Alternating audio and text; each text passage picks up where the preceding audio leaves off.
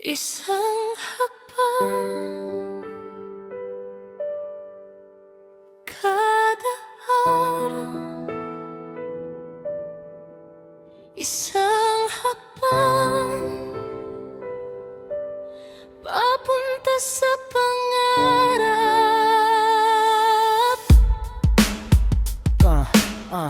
Dati gusto ko agad marating lahat ng pangarap na nasa isip ko, pero habang tumatagal naiintindihan ko na walang shortcut sa tagumpay na totoo.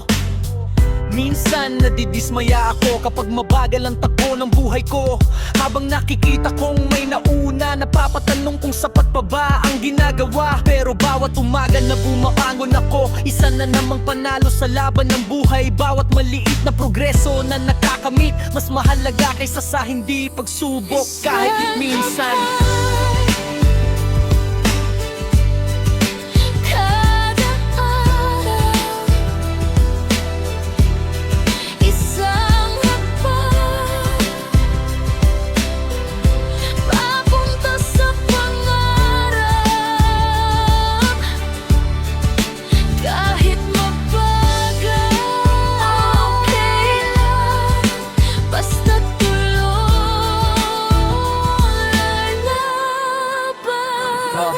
Hindi ko kailangan tumakbo palagi, hindi ko kailangan makipagsabayan sa iba, dahil may sarili akong kwento at sariling oras ng tagumpay sa buhay. Bawat pagkakamali may natuturo, bawat pagkatalo may bagong aral, at bawat hagbang na ginagawa ko ngayon, mas inilalapit ako sa minimithi kong bukas. Kaya hindi na ako natatakot mabagal, mas natatakot akong hindi kumilos, dahil alam kung ang taong tuloy-tuloy ang siyang makakarating sa kanyang destinasyon.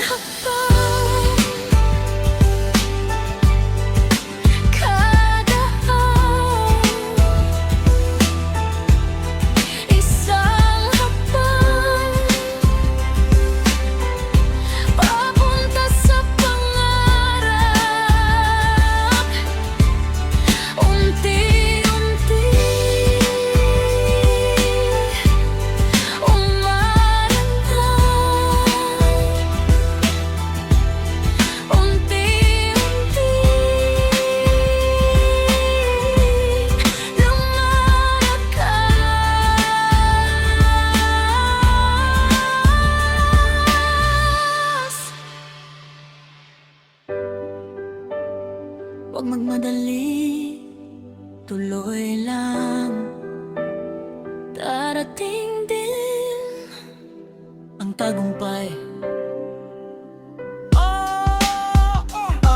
Para sa lahat ng pakiramdam may napag-iiwanan, tandaan mo, hindi ito karera. Hindi mahalaga kung sino ang nauna, ang mahalaga hindi